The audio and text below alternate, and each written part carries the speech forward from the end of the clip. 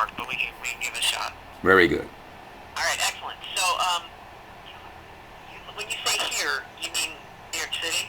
You mean you said I lived here many years ago? You mean? No, I lived in Bowling Green. I Okay. moved out here in 1982 to take a job at WBGU TV as a producer. And I had 3 shows a week that I was responsible for, and moved here for that purpose.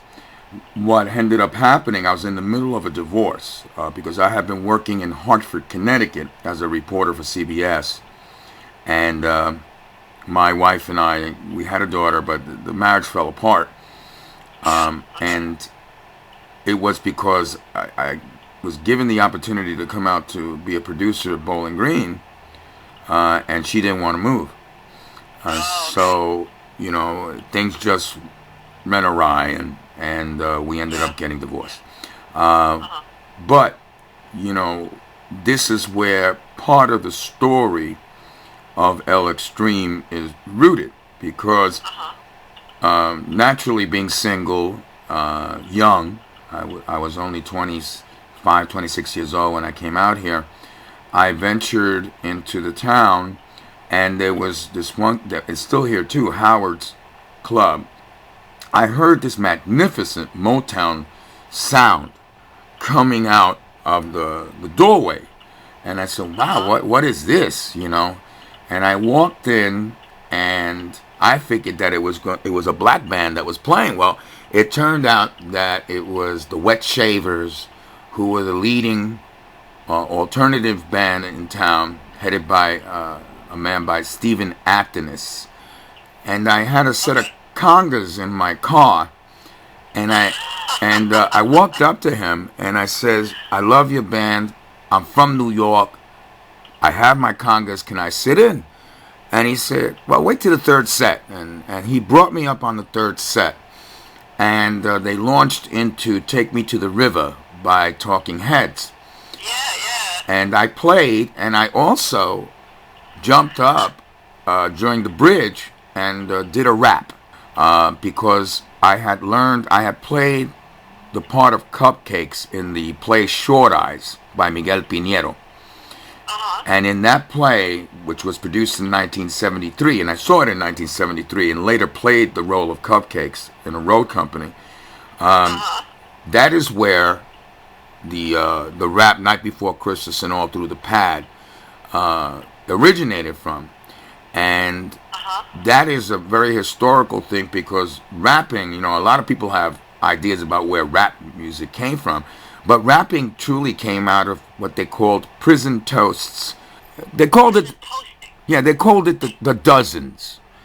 Oh, the dozens. Right, Playing the dozens? right, Yeah. playing the dozens, and I grew up with that in the Bronx, and so I did it. I played, and I did the rap, and at the end of the song, he says, "You never have to ask to sit in again. Just show up anytime you want."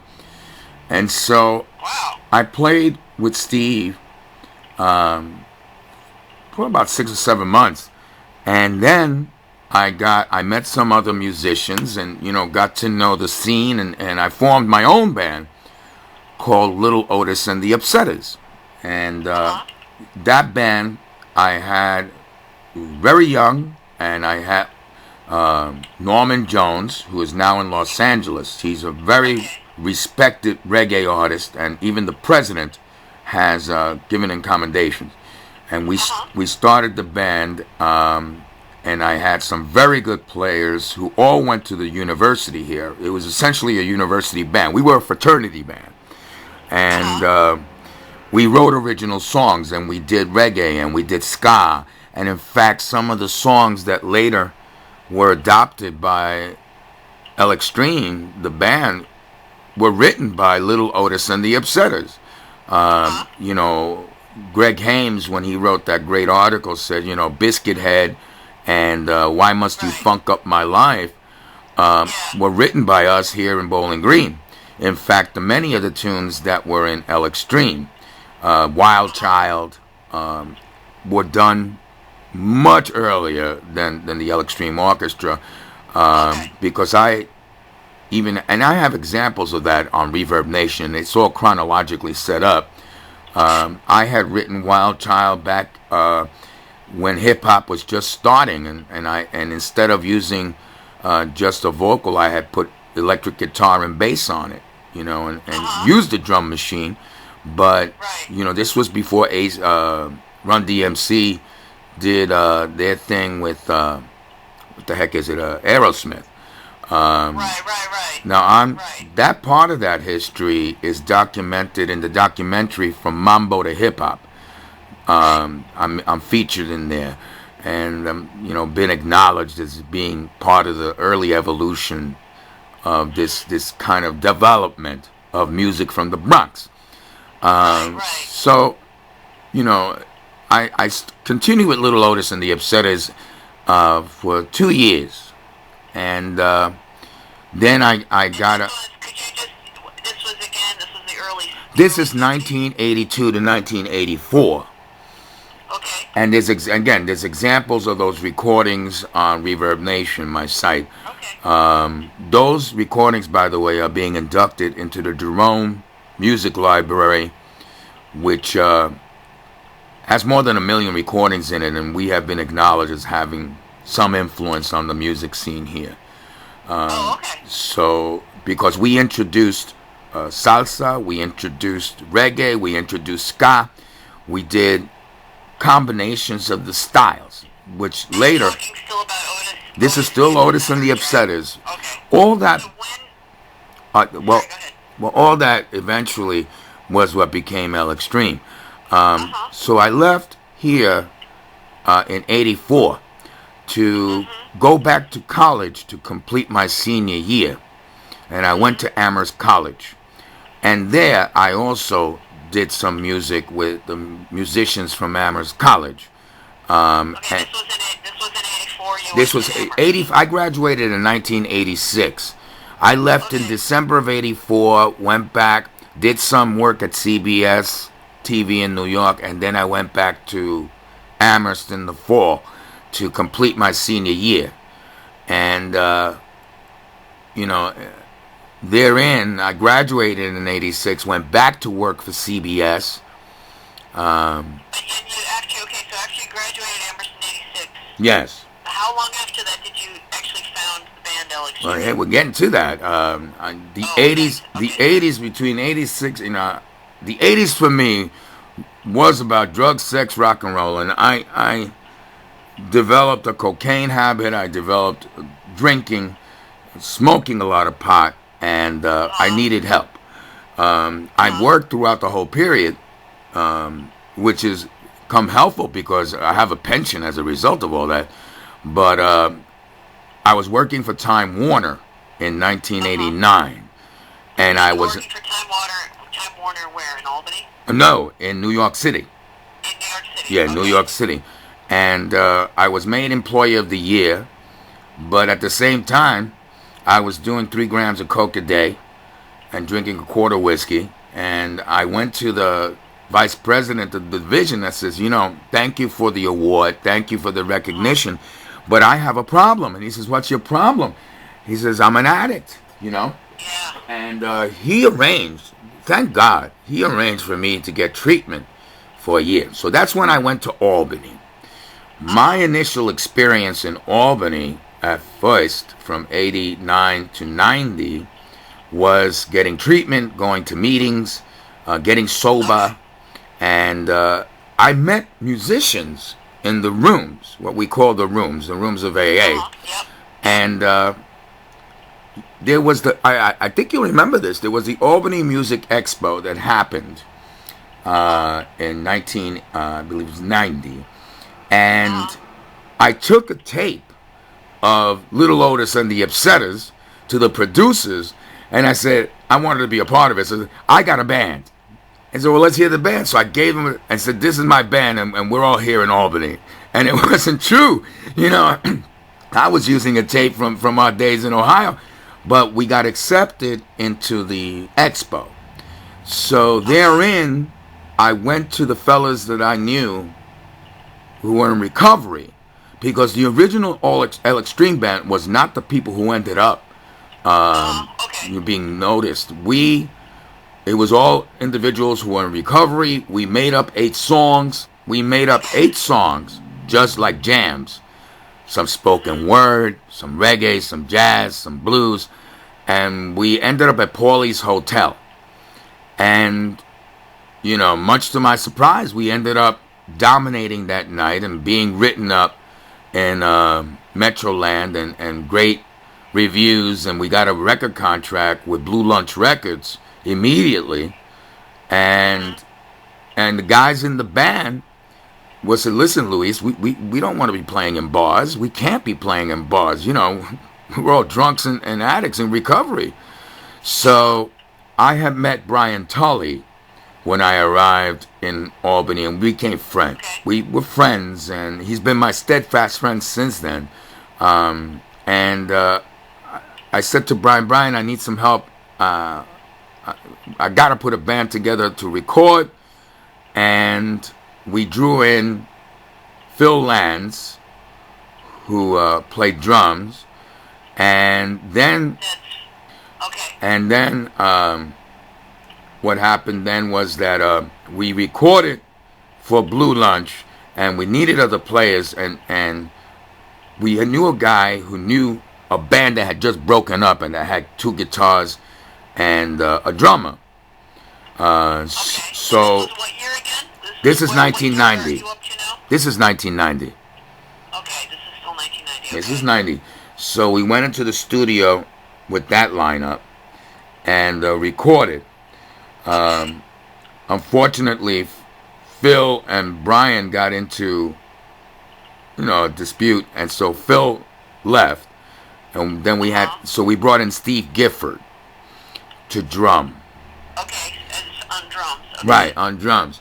And at the same time, I was hanging out at the QE2, and I saw this young guy, obviously Puerto Rican, dancing on stage with a lot of rhythm. And I pulled him aside, and I said, "Who are you?" And he was only 18 years old. He said, "My name is Ray Sabatel." And I said, "You're a Sabatel?" Because Sabatel is a very famous name in Latin music. His uncle is credited with creating the genre. And I said, "Well, do you play?" He says, "Of course I play." He says, "Well, I got a set of timbales. Can you come to the recording studio?" He said, "Sure." He walked into the recording studio, and we had recorded a song called Thunder Funker. Actually, it was called Thunder Fucker, but I couldn't do that. It was called Thunder Funker. And he just, in one take, did a wicked timbale solo. And then went in, and then one take, he was like one take all the time. The other songs we had recorded, he played congas, he played timbales, and I said, "Dude, you're in the band, man. That's it." So he played timbales and congas? He played timbales and congas, any percussion that was necessary. Ray was the one who delivered it. Oh, okay. And so he did additional Latin percussion? Yes, absolutely. And so he was in, and so then that's what happened. 2 Latinos, 2 Puerto Ricans. Brian was a metal bass player with a lot of knowledge of other licks, and the other players were meat and potatoes rock and rollers and bluesers. And I've sent you their names, and I'll send it to you again, delineating what they played.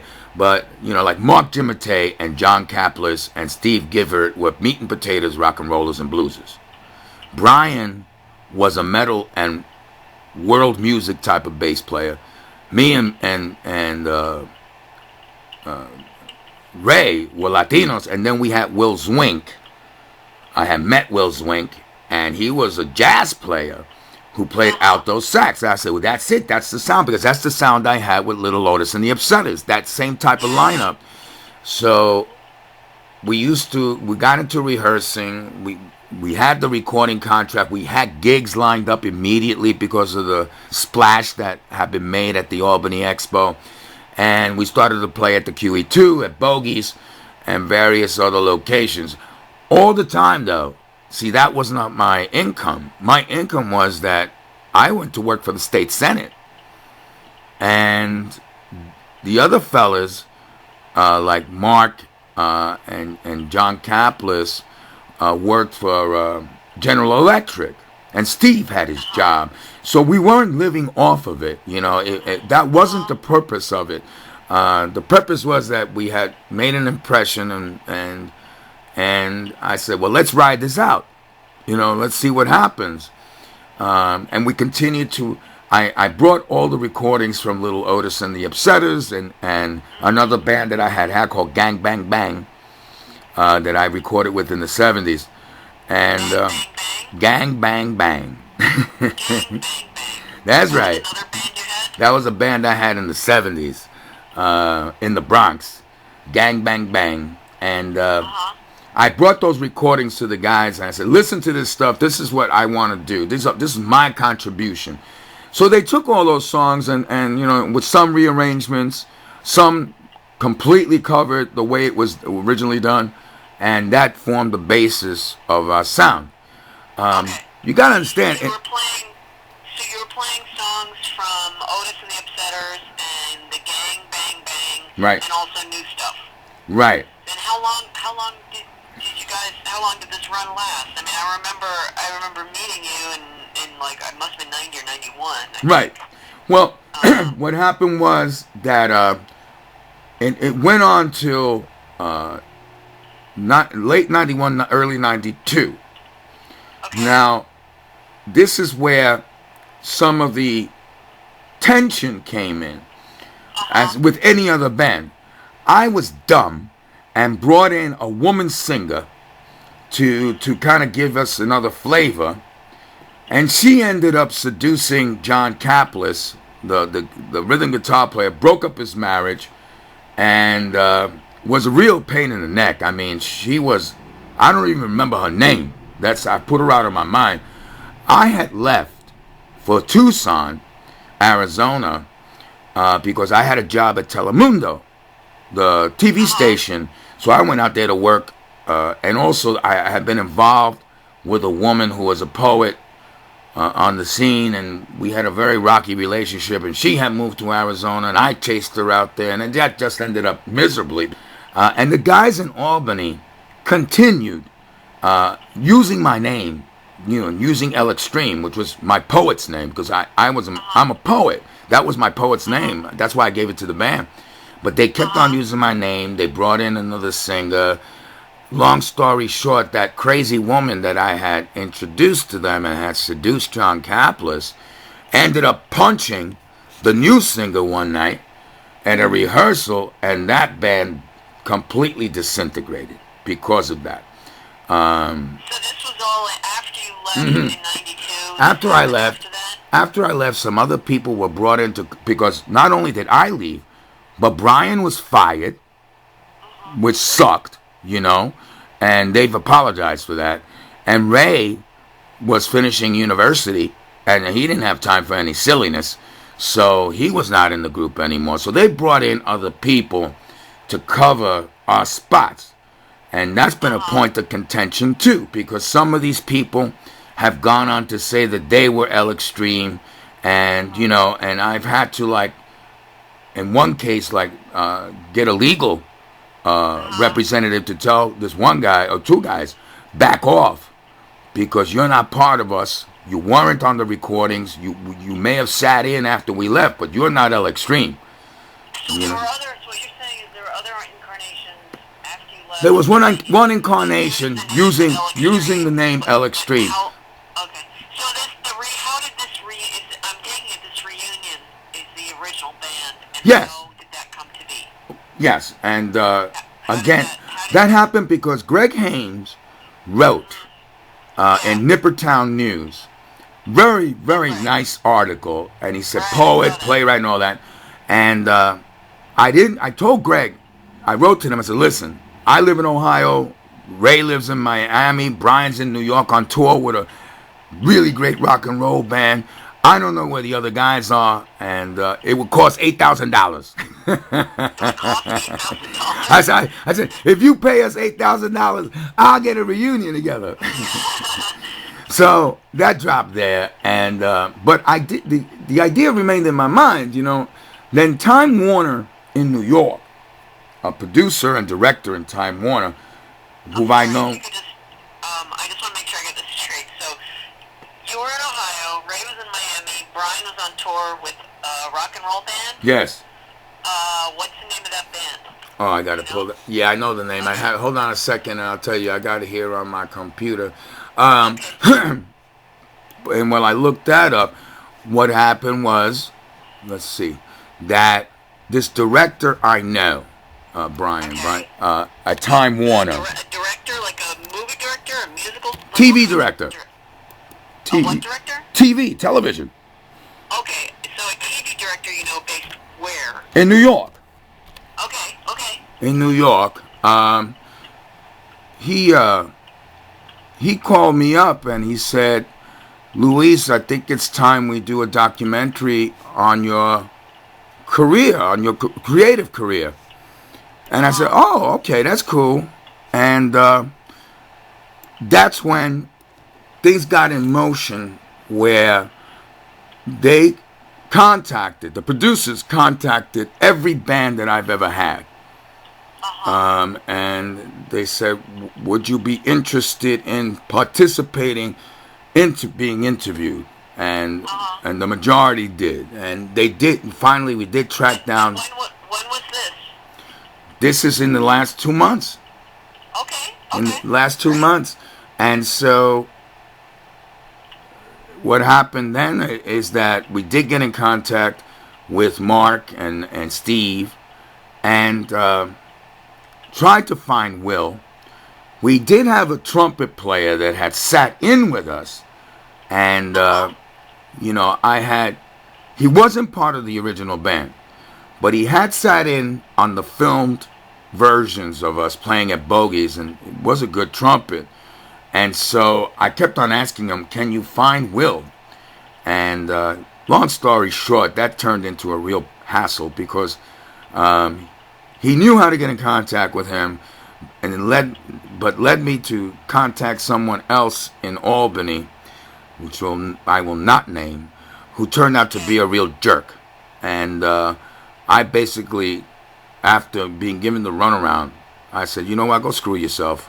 I don't need your help. And I called up the state senate because Will used to work at the state senate with me. And I did get that he had retired and that was not playing out anymore.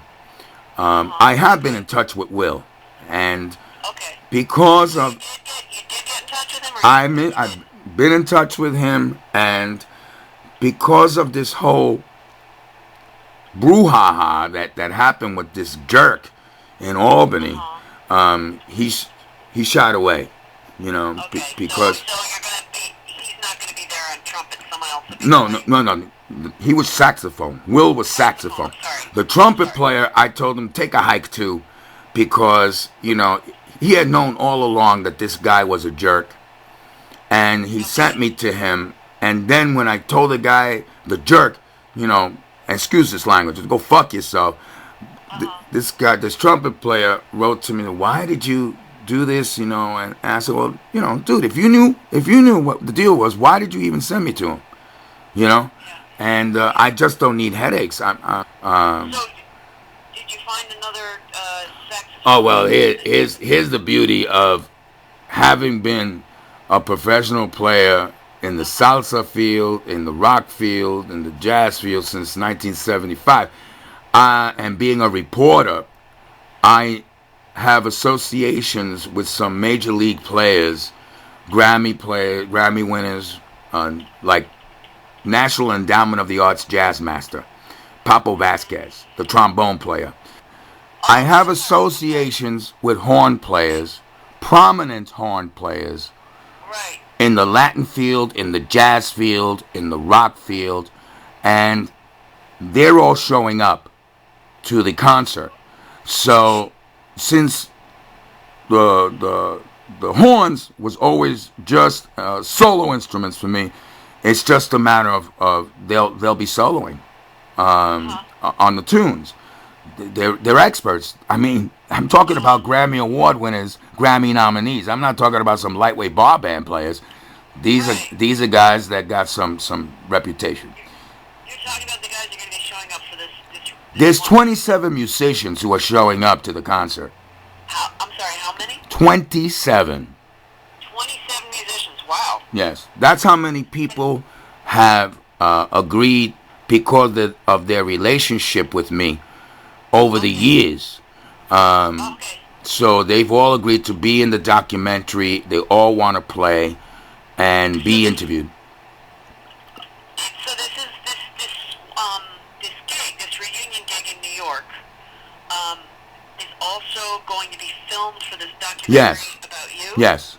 Yes. Okay. Yes. So the documentary. These people who are doing the documentary about you, they're the ones who's they were the engine behind this reunion. Heck yeah. Right? They paid for hotel rooms. They paid for the spot. They paid for food. We're hooked up. Okay.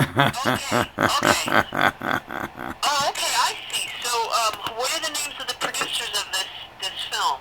Mike Tapp Excellent. and then Maria Hernandez. Maria Hernandez. Right. Okay. They're both producers. Right. Maria Okay. Maria is established film actress in New York. Works with Abel Ferrara, the director. Okay. Has worked with Gerard Depardieu and things like that. And so they're the ones who organize this, or they're Yes. funding, they're bankrolling this gig. Organized, funded it, everything. Will you be performing again sometime, or is this just a one-off reunion? This after this is completed, I'm moving back to Puerto Rico.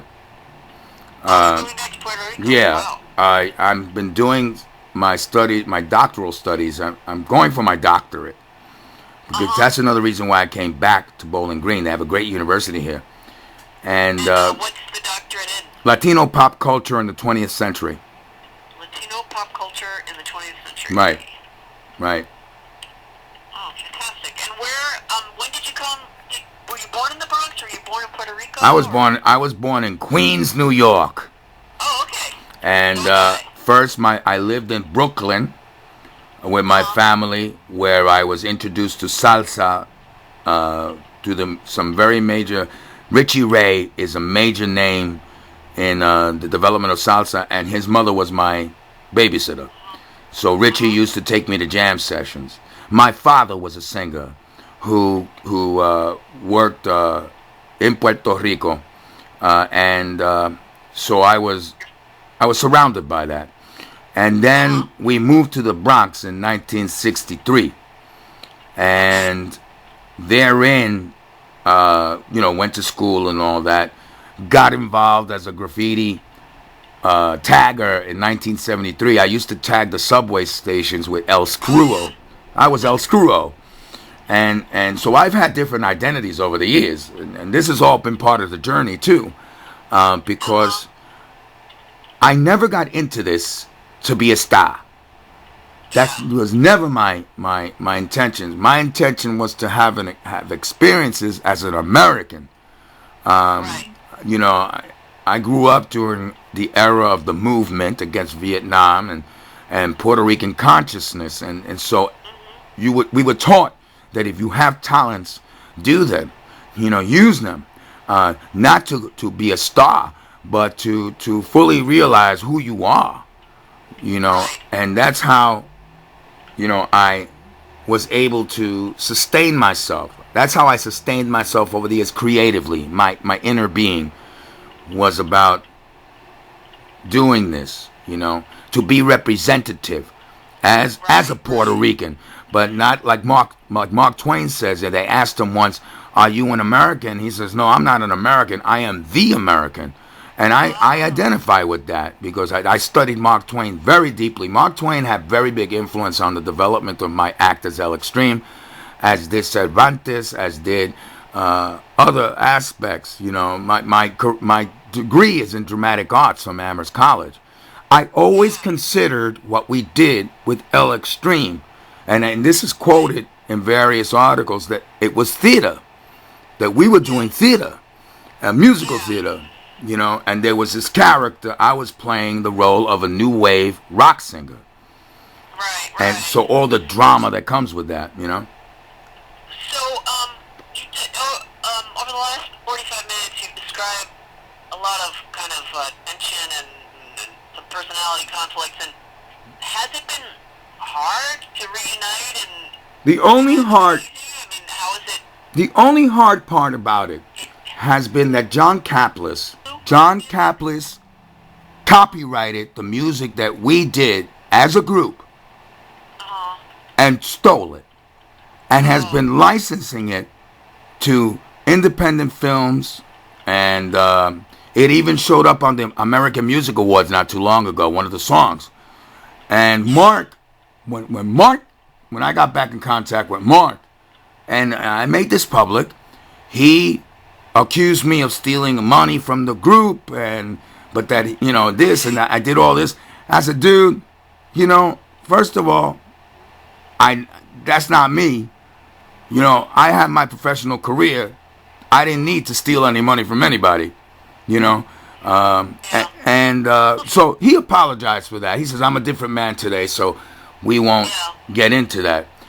But Well, so of the original band, how many? I'm still not clear. How many of the original members of Alex Tree are Mark, going to be in this reunion? Mark, Steve, Brian, me. Okay, and then 27 in addition, or 20, like another 23? 23 more musicians are showing up that have worked with me. Wow. See, what happened then, Wow. after we left Albany, all right? After we left Albany, Brian and I reunited in New York. After I returned to New York after running a TV station in Washington State. I returned to New York, and Brian was there, and we put a band called L Extreme's Electric Cabaret. And When was that? this When was that? that band we had from 2001 to about 2002 to 2009 That was with Brian in New York. with Brian in New York, and it wasn't a lightweight band either. We had David Amram, the classical composer, playing with us. Sure, yeah. We had Adam Amram, his son, playing with me. We had Paul DeCoster, the prominent guitar player from New York. Carl Overola. I'll send you all these names. They're all on the list. That'd be great. They're all on the list. But, you know, that's the band played a lot of good places. And I was also on tour with my play, because that was another thing that came that was developing while I was at L Extreme. I consider myself a playwright. So I wrote a play called Spick Chic. And that ended up off Broadway and on tour overseas. We went to Europe.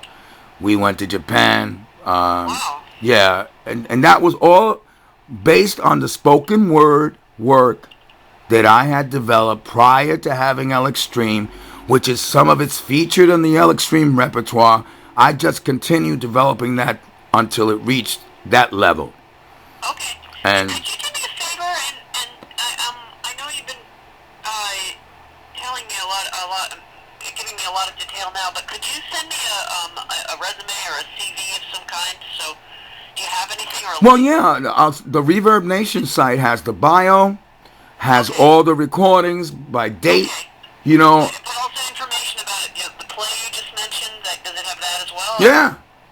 My Reverb I'll Nation take a site. look at that. My Reverb Nation site is one of the reasons why Time Warner contacted me to do the documentary, because when Michael saw, I have 200 selections of performances dating back to 1978, Wow. and it's all documented. Who's on the if you go into a particular song or performance, you hit the lyrics section of it, and it tells you who's playing on it and the history of it. Sure, look. Oh yeah, it's a very detailed website. Yeah. Everything in the bio is there. The artist bio, photos. Okay. Fantastic. All right. Well, this is great. I appreciate your taking all this time to talk to me, and I hope the gig goes really well. It's gonna go well. It's in my neighborhood. It's where I grew up in the Bronx. We played at Cafe Lou's as the house band, L Extreme's Electric Cabaret, for 3 years. And Oh, I didn't know that. Okay. yeah, when this came up, I called up Leon, the owner, and I said, Leon, they're doing a documentary. Can we film the concert? And he said, absolutely, Louis. And how many people are you bringing? I said, well, right now I got 27 musicians and about 120 people invited. Oh, wow. Because it's free admission. Fantastic. It's free admission. You know how it is for Puerto Ricans. If you got free food and free admission, they'll get in. Wow. And we're also giving out awards that night because I edit a magazine. Much like Nippertown, I edit Salsa magazine. And we have the recognition awards for 2014. And the people who have won, I have the awards ready. And they're going to be presented that night. I have a guest MCs. Yes, I'm going to be probably singing and dancing all night long. It's not like an isolated thing. But the beauty of it is, and this is important that I say this, L Extreme was about inclusion for me. L Extreme was, we always had guest musicians. When I was on board, I had specific guest musicians. I interacted with other people. We shared stages. And that is why it has developed this way. I wanted, as a Puerto Rican, my mother taught me that you want to be a part of, not apart from, and she's a big influence. And I have to say it all. This is all a result of my mother's education, emphasizing education, and my father's talent, who he bestowed it on me. And so is this also, does the music itself, the sort of the mashup of all these different genres, does that reflect your philosophy as well? Absolutely. The American experience for me, in light of the day, these immigration issues that they have today, the American experience for me is about inclusion, not about exclusion. I do come from the melting pot theory era, and yes, that's how I see America. And if you want to take it to a political level, that's what my music or my career has been about, expounding. I also come from the Kennedy era. I'm a Kennedy kid. John F. Kennedy is still my idol, and that's the reason why I ended up going to Amherst. My brother went to Harvard. My sister went Fordham. I mean, we all went to school, or else mommy would knock us out. Well, this is fantastic. Listen, if I have any more questions, can I give you another ring? You can call me anytime. I'm always home. Dig it. The name of Brian's band is Free Lane. And the name, how you spell that, Free Lane. And it's spelled F as in Frank, R as in Robert, E as in elephant, A, L as in love, A, N, E. And let me tell you, Free Lane, they are hot. They are hot. Brian has gone to a level that I'm very proud of. And Ray in Miami does something that I experimented with back in the 80s. And that is, he is a DJ, a prominent DJ in Miami, but he plays percussion along with the mixes. He's live. He plays his timbales and congas, and he has people sit in so that he does the mix, and then they're jamming on top of that. Now, that's something that we shared that idea when we were together at L Extreme. He said, hey, let's try this. And Brian and I did that with the Electric Cabaret. We had a DJ that would do the scratching and mix, and we had percussion and poetry, and it was like a big mix. And that's where I see the future of music. I don't have a particular taste for DJs. I kind of hate DJs because they steal jobs from live musicians. Yeah. But I can incorporate a DJ with musicians and then do a gig and we all get paid. Right.